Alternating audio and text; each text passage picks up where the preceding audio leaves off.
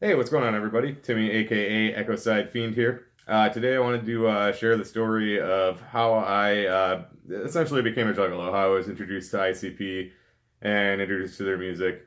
Throughout the years, I've watched a lot of YouTube before I was partaking in it at all. Yeah, I've watched several videos from several different Juggalo YouTubers uh, about how their story of how they became, involved in the scene and became a fan of ICP.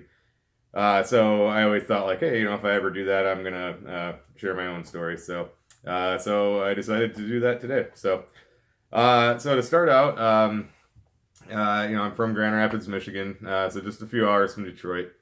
So I was working at a restaurant at a place called the Rio Grande Steakhouse and Saloon. It's still there, it's still operating. Um, I worked there all through high school, and then a couple years after I graduated, and I started there when I was 16, and I worked there until I was 21. I actually my last day, I put in my 2 weeks. I left on good terms, and my last day was my 5 year anniversary. So I worked there 5 years exactly. Um, but anyway, so I was working there, and this is when I was 18. I had just turned 18. My birthday is July 10th. So this was in like August. It was just before my senior year of high school started, like 2 weekends before, I think. And there was another guy that worked at Rio Grande. He had started just a few months after me, named Jeremy. He's 2 years older than me. I'm still friends with him. He's from the Detroit area, and he moved back there, so I don't see him much anymore. But we're friends on Facebook and everything. So me and him became good friends. Like I said, he was from the Detroit area. His mom had moved out here to be a chef at a restaurant downtown, and so he moved with her. She was a single parent, so he moved with her, and then so he started at Rio Grande. So me and him became friends, and this point in time, his mom went out of town for a couple weeks, and I don't remember if Jeremy was 21 yet, or if he was pretty close if he wasn't. And so he decided he was starting college. He was going to be going to CC, the Grand Rapids Community College. So he was starting right around the same time as my senior year in high school. And so he decided to, have a little party at his house. It wasn't like a huge party. It was just me, him, this guy Dan, who I'm also still friends with. He was my age. We were in the same grade. And then his brother, who was like a year older than him. They were like literally like a year apart. So it was Dan and Brian.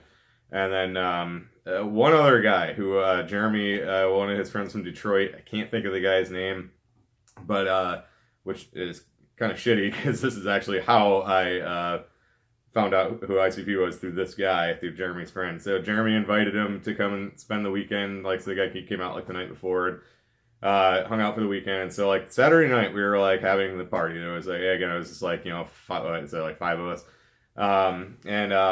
just hanging out. We're just playing video games. We had somebody from Rio like buy us beer, a couple 30 packs or whatever. So we're just chilling, partaking in a little marijuana, I guess, we were just basically like, yeah, we were just playing video games. We had the Sega, Sega Genesis and Super Nintendo probably and all that, and just listening to music. Jeremy had a really cool stereo, a really nice stereo, so we were just taking turns playing music, and so at some point that Jeremy's friend from Detroit was like, somebody's CD got done, and he's like, hey, I'm gonna put on ICP, and like Jeremy kind of goes like, he's like,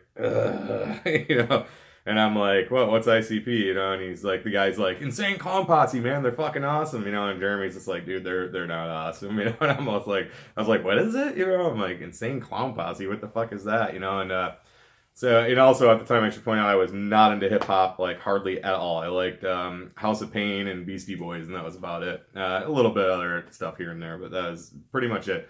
Otherwise, I was metal and punk. That's all I listened to. Jeremy's kind of telling me like, he's like, he was in a band in Detroit, so I don't think he ever played with them, but he knew who they were. He was in the band scene and stuff, and he even Jeremy was like, look, man, he's like, they put on a good show, but he's like, I don't know, I'm just not into him. And I'm like, well, it sounds kind of interesting, I want to hear it. So the guy's like, he had Carnival of Carnage and Ringmaster, because that's all that was out, other than I think Beverly Kills and Terror Wheel and stuff. But so he's like, oh, check it out, I'm gonna put on Carnival of Carnage. So I'm like, all right. So like I said, Jeremy's stereo, the speakers sat like this high off the ground, so I threw like a bean bag on the ground, and I sat by one of the speakers because the guy, he kind of told me like what he's like. Yeah, man, he's like, they talk about like going after people with axes and butcher knives and shit instead of guns. You know, they're not gangsta. They're fucking cool. He's like, they're white dudes. You know, that are rap all about horror. And I'm like, all right, cool. I want to hear that. Yeah, so I threw the beanbag down by the speaker, and I sat and I listened to it, and he played it. And I have to admit, it didn't do a whole lot for me. Carnival of Carnage really didn't move me too much. I was like, all right, you know, it's pretty cool. You know, I'm like, I loved the song Psychopathic. I loved the Juggalo. Night of the Axe was awesome. I was like, all right, you know, these guys are definitely entertaining, but I'm like, I don't know. It's not moving me too much. And he's like, well, hold on, let me play the Ringmaster. And then he kind of explained the whole Joker card thing, you know. And I'm like, okay, you know, I'm like, I'll check out Ringmaster, you know. So he throws that on. And that, like, right off the bat, the fucking opening, you know, Wax Museum, I was like, okay, this is fucking awesome. And I'm like, you know, that the beginning, you know, with the guy going and putting the money in the, you know, the gypsy machine, you know, the fortune telling machine, all that, you know, with the crunching of the gravel as he's walking and all that. And I was just like, okay, now this is fucking cool, you know. And as soon as that beat hit, I was sold. I was like, all right, cool, you know, this is fucking cool, you know. And then Murder Go Round comes on, and by the time that was done, I was like, where the fuck do I get this? Where can I buy this? These guys' CDs? And as luck would have it, we had a Harmony House here in Grand Rapids, and Jeremy's house was just a mile or two away from it. I actually had to drive past it to go home the next day. We were all staying the night, obviously, because we were drinking and stuff. And so the next day on my way home, I went into Harmony House, and they had both of them. I think they had Terror Wheel, and I think they had Beverly Hills too. But all I had was enough to buy Ringmaster and Carnival of Carnage. And then when I was buying them, the guy working was like, "Oh, hey, you know, they have a new album coming out." You know, he told me what it was, you know, Riddle Box, and like gave me a little flyer of it and everything. He's like, "It comes out in October if you want to reserve it, you know, for $5." And I remember, like, I didn't, after I bought those two CDs, I only had like $2 and some odd cents. And he let me just put that down, and he's like, "That's enough." He's like, just so we have a little something to hold it for you. And so I got the two CDs, you know, brought them home, listened to both of them. I listened to Carnival Carnage a little bit more. Even to this day, it's probably my least favorite of their albums. I certainly don't think it sucks or anything, but I don't listen to it a lot. But I did give it a lot more of a listen, or you know, absorbed a lot more of it. And the Ringmaster to this day is one of my favorites, you know. And so again, I was showing them to all my friends. I'm like, "Hey, you guys gotta check these out," because a lot of my buddies were into hip hop, you know. So I was like, "Hey, check these guys out. They're fucking awesome." And most everybody liked them. They were like, "Yeah, it's funny, you know. I like these guys. They're cool."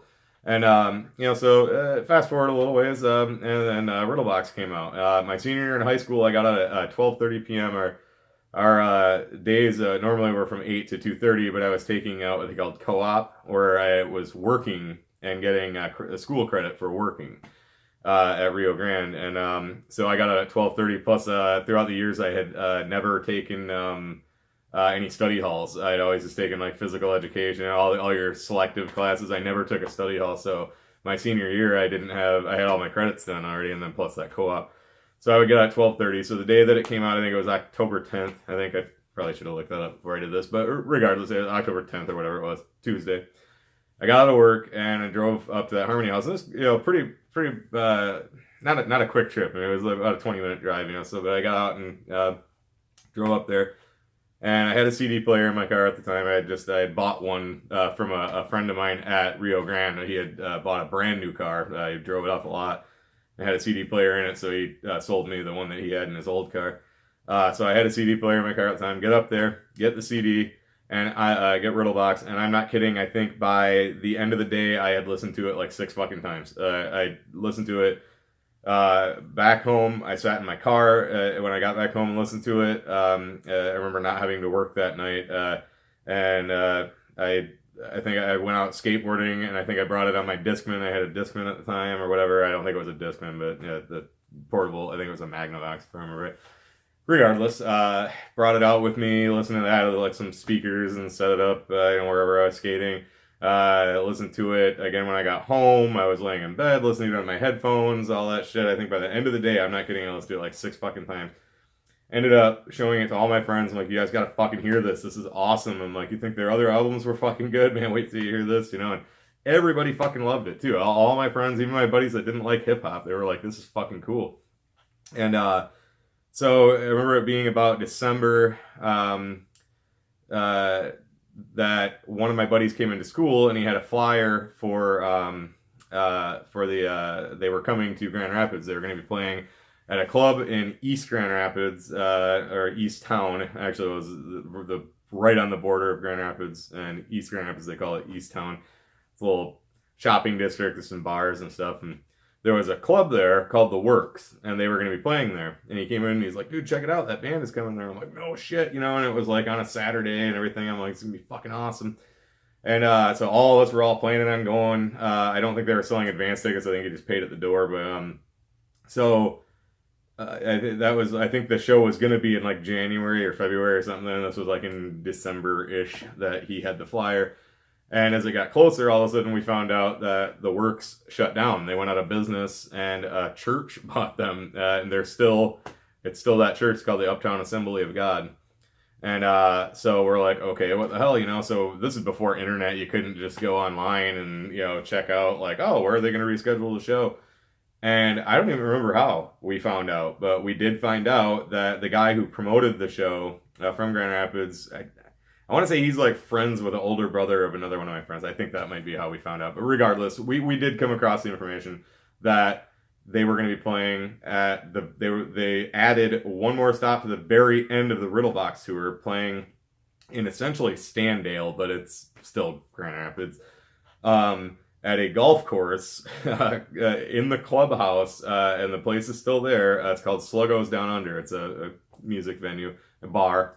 And it's inside the clubhouse. And it's funny, I actually golf, and I still golf at that golf course all the time. So when you go in, if you want to get a beer or a six-pack to bring out on the course with you, you're at the bar and you can look and see Sluggo's Down Under right there. And I was always kind of like weirded out when I look. I'm like, I saw ICP there, and now they play in front of, you know, 2,000 people, you know, at the Deltaplex, or 1,500 at the Orbit Room or whatever, you know. And so, anyway, so we found out they were going to be playing there. And again, we didn't know anything about them, about throwing Fago. I knew they liked Fago because they mentioned it in their songs and all that.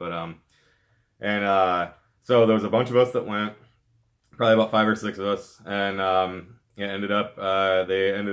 show ended up being on a Friday. And somehow I didn't have to work because I didn't even know about it. And, you know, we found out about the show, and it was only a few days before. And I ran to work to see if I could switch with somebody, because I mean, yeah, I always had to work Friday nights, you know, as a cook, and somehow, some way, I didn't have to work that night, so I would have probably been able to switch with somebody, but I didn't have to. I got to work and looked at the schedule and didn't have to work, you know, that Friday. So we all went, and it was fucking awesome. I mean, we knew nothing about that they throw Fago or anything like that, and we walk in there and the whole place is covered in plastic. We're like, what the fuck is going on? And by the time they got on stage, there was a couple openers. By the time they got on stage, it was packed. It was like this, you know, you couldn't even fucking move. You're like, hey, I'm gonna go get a soda, you know, do this. You couldn't even fucking move. And there was maybe 150 people there, you know, that's how small the place was.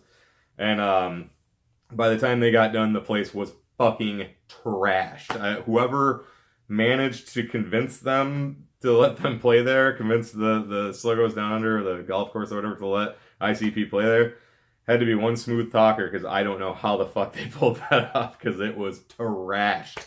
Absolutely fucking trashed. And it was awesome. And by the time it was done, I remember just kind of standing there. I'm drenched because we went up front. You know, we didn't know about the Fago. And I'm just drenched in fucking soda. And I remember as the crowd was kind of dispersing, I just kind of sat there. There was a guardrail there, and I just kind of sat there leaning on it. And I was like, that was one of the craziest things I've ever experienced in my life. I love this fucking band. I am absolutely 150% down with them as long as they keep going. And I have been, you know, I've never strayed away from them.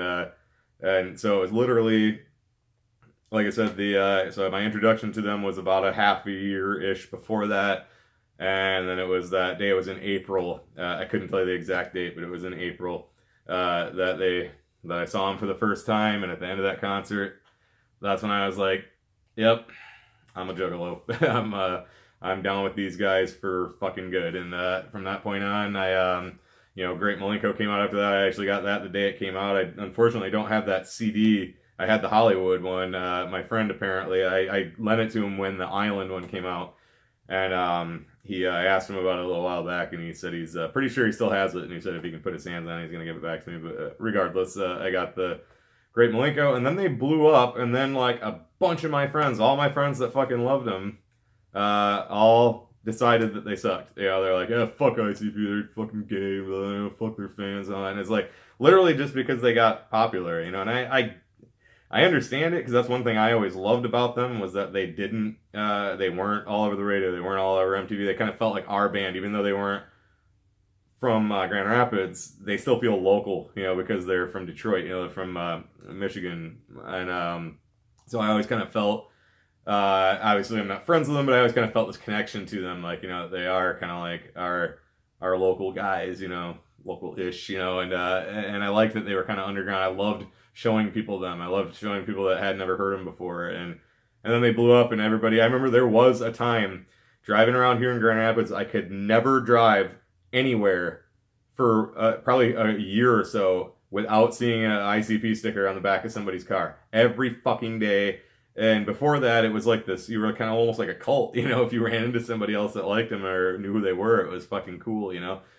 So I get it, but at the same time, I was happy for them because I'm like, you know, they're going to make some money and be able to make more music and more tours. And a bunch of my friends were all like, oh, fuck those guys, they suck. And, you know, most of them hate them now to this day. They still laugh at me for listening to them. And it's like, oh, fuck you guys. You know, not really. I mean, they're all my friends still, but you know what I mean. But yeah, you know, that concert made me say, like, hey, I'm sticking around for this for the long haul. And I did, you know, where a lot of my friends were like, fuck them, I don't care anymore. And you know, I stayed there, you know, and it was literally that day at that concert when the concert was all done. So I was kind of standing around looking at all the bottles laying everywhere and people filing out. They were all dripping in Fago and everything. And I was just like, I don't know why, but this was fucking awesome, you know, and I'm here for good. And so that's pretty much it, you know, and then, you know, the introduction to them and then over the course of a few months, just listening to their music, getting the Riddle Box, and all the way up to, you know, a few months after that, seeing them live for the first time, and that's pretty much it. After all the times I saw them after that, too, were like the Great Milenko tour, and they played they always played in Kalamazoo. They never came up to Grand Rapids during that time, but they did like 3 or 4 Milenko tour stops. I don't know if they were tour stops for the Milenko, but during that era anyway, played at this place called the Warehouse that's not there anymore either, in Kalamazoo. And I don't know if the building is still there and if something else is just in it or what, but regardless, the club isn't there anymore.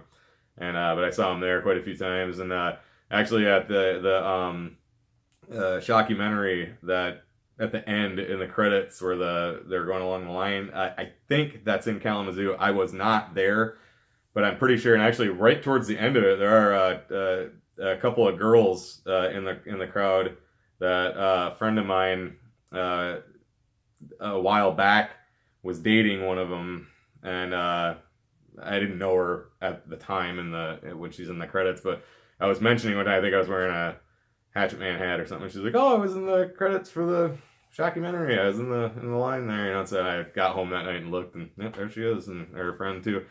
Yeah, I think so. She said that was in Kalamazoo. I think I was not there. I don't remember why I wouldn't have gone, but I wasn't at that show. I'm positive anyway.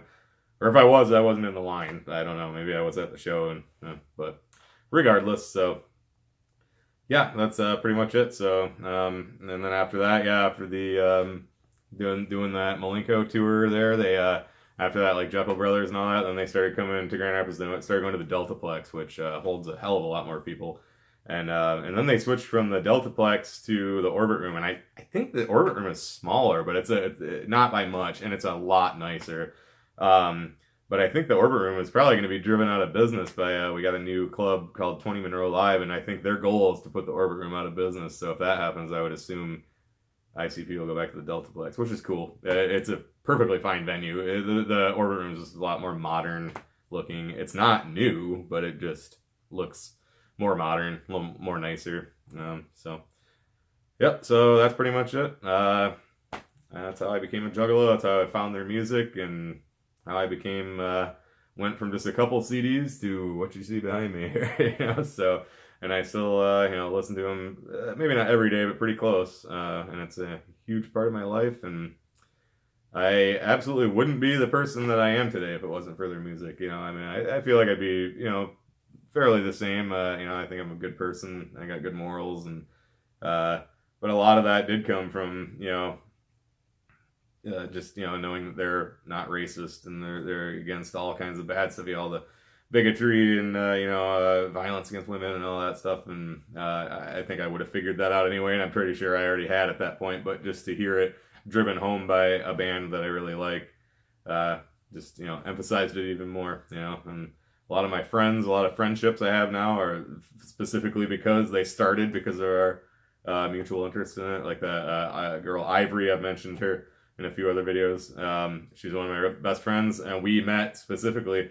I was at a bar and meeting some friends of mine from work down there, and I was wearing my Hatchet Man jersey, and actually her friend came up to me to say, like, nice jersey, and then she must have told Ivory, and then Ivory came over and found me later, and our friendship started there, and now she's one of my best friends, and that's more than just her, but that's the one that comes to mind. So yeah, a lot of cool stuff has come my way because of it. A lot of fun, a lot of good friends, and so yeah, I'm very, very glad that I found ICP and was introduced to them, and I wouldn't change it for anything. So they're now one of my top 3 favorite bands of all time. They're all, I just say I like them all equally. It's Clutch, ICP, and Enter the Haggis, which is a really cool little Celtic rock band from Toronto. So I just like them all equally. They're all my number 1 favorite bands. So I know I think everybody that's a Juggalo YouTuber has probably done a video about this. But so if you haven't, hey, and you see this, do it, share it. So if you watched all the way through, I appreciate it, and I hope that it was a good story. And I will definitely be getting another video up soon. I got a few other ideas that I'm gonna try to put together. So until then, this is Timmy, aka Echoside Fiend. Thanks for watching, and I will see you next time.